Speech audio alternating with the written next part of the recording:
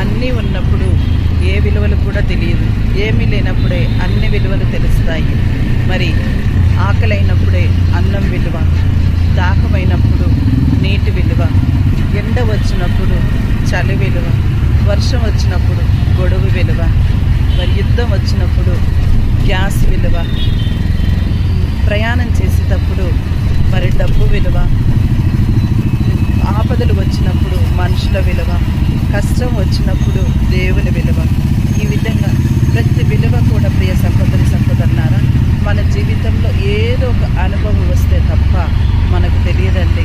మరి అలాంటి సమయాలలో మనం ఎవరి దగ్గరికి వెళ్తూ ఉన్నాము? మరి మనకు అనారోగ్యం వచ్చినప్పుడు ఆరోగ్య విలువ తెలుస్తూ ఉంది. ఎక్కువగా సమస్యలు వచ్చినప్పుడు మన యొక్క తోబుట్టుల విలువలు తెలుస్తూ ఉంటుంది. మరి సహోదరులారా, అన్ని విలువలను మనం కోల్పోతూ ఏమి సాధించడానికి మనం ప్రయత్నం చేస్తూ ఉన్నాము? ఎక్కడికి పరిగెత్తుతూ ఉన్నాము? ఒక్కసారి ఆలోచించండి. కానీ మన యేసయ్య ఏమంటున్నారంటే, నీ యొక్క కష్ట సమయంలో, ఆనంద సమయంలో, దుఃఖ సమయంలో, ప్రతి సమయంలో కూడా నా దగ్గరికి రా బిడ్డ అని నిన్ను ఆహ్వానిస్తూ ఉన్నారు.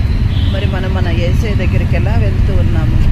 ప్రేమతో తన యొక్క రెండు చేతులను చాచి మనల్ని పిలుస్తూ ఉన్నటువంటి మన తండ్రి దగ్గరికి మనం ఎంత ఫ్రీక్వెంట్గా వెళ్తున్నామో ఒక్కసారి ఆలోచించుకోండి. అదే మన యొక్క మొబైల్ దగ్గరికి ఎలా వెళ్తూ ఉన్నాము, మనకి ఇష్టమైనటువంటి వ్యక్తుల దగ్గరికి ఎలా వెళ్ళి మాట్లాడుతూ ఉన్నాము, యేసయ్య దగ్గరికి ఎలా వెళ్తున్నాము? నా ప్రియ సహోదరి సహోదరులారా, మరి మీ అందరికీ కూడా ఈరోజు ఒక చిన్న ఆత్మీయ సందేశం. ప్రతిదాని వెనక కూడా విలువలను తెలుసుకోగలుగుతూ ఉన్నాము.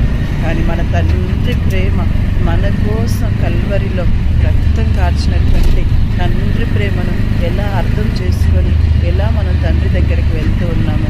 ఏ సహోదరి సహోదరుడా, ఈ తపస్సు కాలంలో ఉన్నటువంటి మనమంతా కూడా ప్రార్థనలో అధికంగా బలపడుతూ తండ్రి దేవుని దగ్గరికి మన క్షణక్షణం కూడా వెళ్తూ మన ప్రేమను ఆయనకి అందిస్తూ ప్రభు ప్రేమను ఏరాళంగా అధికంగా పొందుకోవటానికి మనం ప్రయత్నం చేద్దామండి.